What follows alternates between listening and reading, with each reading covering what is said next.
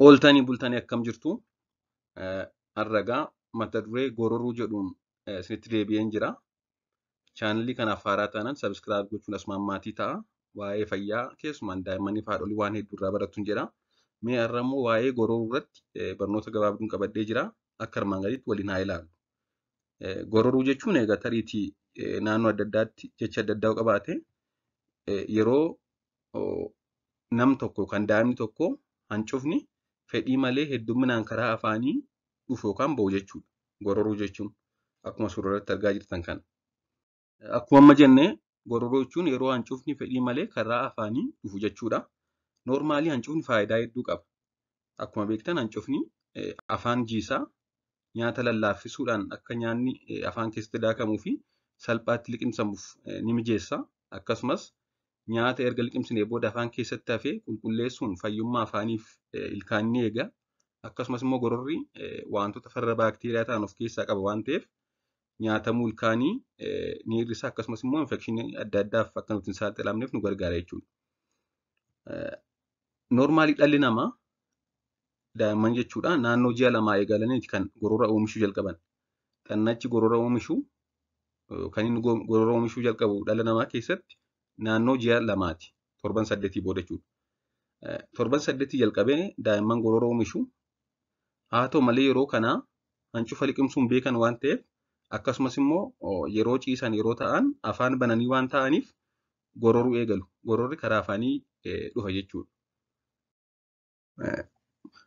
Daa'imman noormaalii hanga waggaa lamaatti sababa maashaalee fi qaamota afaan isaanii keessaa sirriitti ajajuu hin dandeenyeef ni gororu.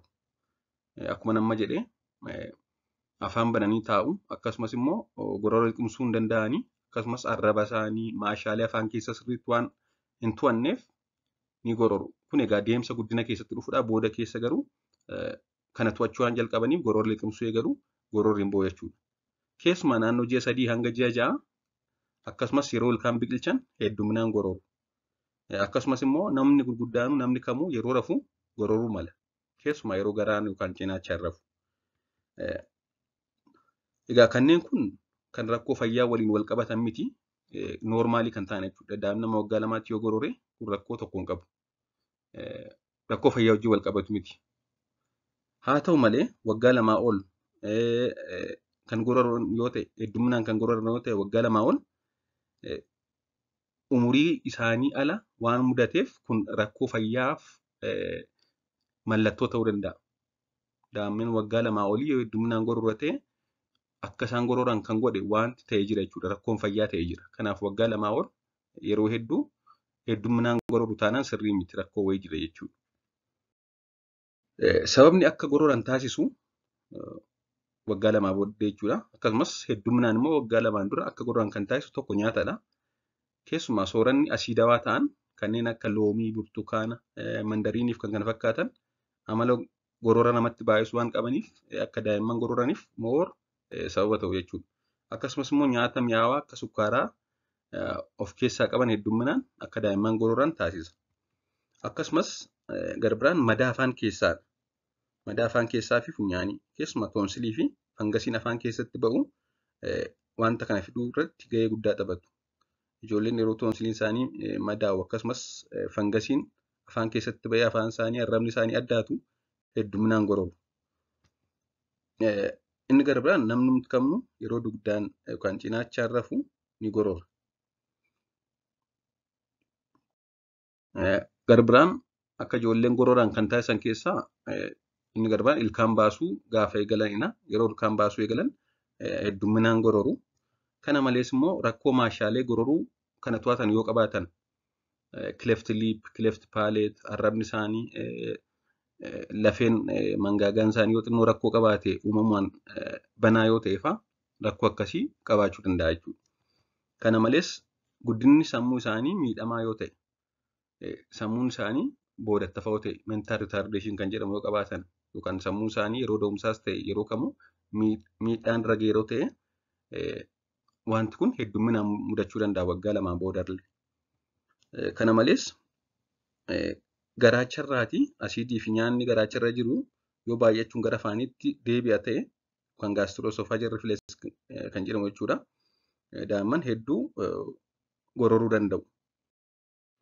Kana malees dawaa gorora dabalan kan fudhatan yoo ta'e, dawaan tokko tokko jiru kan akka xannachi gorora oomishu humnaa ol oomishu taasisan isaan kana fudhataa jiru taanaan akkasumas yeroo ijoollummaa isaanii abbaan yookaan haati maatiin rakkoo akkasii yoo qabaatan ijoolleen waggaa lamaa boodallee gororuu danda'u. Akkasumas rakkoo xannacha gorora maddisiisuun kan dhufu yookaan xannachi gorora maddisiisan paarootiid gilaand, sammandiibulaar gilaand kan jedhaman jiru. Isaan humnaa ol gorora oomishu taanaan wanti kun mudachuu danda'a. Kun egaa rakkoo fayyaa xannacha sanarra ga'een kan ka'edha jechuudha. Kana malees qoricha farra haramaa fa'aa fudhatanii yoo faalamaniiru ta'e yookaan qoricha farra haramaa fa'aa yeroo fudhatan mallattoo faalamuu keessa tokko gororri baay'achuudha. Kun yeroo pooyiziningi isa jedhamudha jechuudha.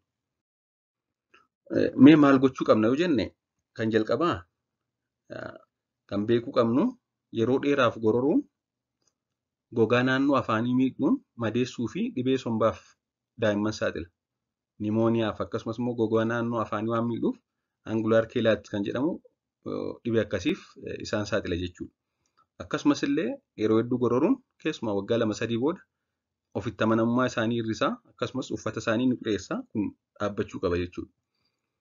Kanaaf wantoota siidawaa fi sukkaara baay'isan yoo ta'e isaan kana dhiisuu. Nyaata siidawaa ta'an nyaata sukkaara heddummaa ta'an yoo ta'e isaan kana hir'isuun barbaachisaadha. Kana malee yeroo ilkaan biqilchan yoo mudate ta'e immoo akkaataa itti daa'imman akkan gororre taasisan jiru yeroo ilkaan biqilchan keessumaa haadha buddeenaa fayyadamuudha. Kana yeroo afaan keenya gorora gara keessaatti akka liqimsan taasisa jechuudha. Akkasumas rakkoolee biraa waliin kan wal qabatu yoo ta'e mana yaalaa dhaqanii furmaata argachuudha. Fakkeenyaaf toonsilii qabu yoo ta'e afaan keessatti fangasiin bahee arrabni isaanii addaatee jiru yoo ta'e yaala argatanii wanta kanarraa bilisa ta'uu qabu. Kana malees egaa kanneen xixiqqoo ta'aniif fooxaa xiqqoo mormatti maruun yeroo yeroon irraa qulqulleessu yeroo isaan nyaatanii yookaan aannan dhuganii ka'an akkuma suuraa irratti argitan kana fooxaa mormarra jiru kanaan irraa qulqulleessuun barbaachisaadha. Akka gororri sun gogaa naannoo afaanii hin miineef. Akkasumas akka gororri kun gogaa naannoo afaanii hin miineef dibanni tokko tokko kan kennaman jiru karaa mana yaalaa. Isaan kanas fayyadamuun ni danda'ama yoo gororri gogaa naannoo afaanii miidhee jira ta'e.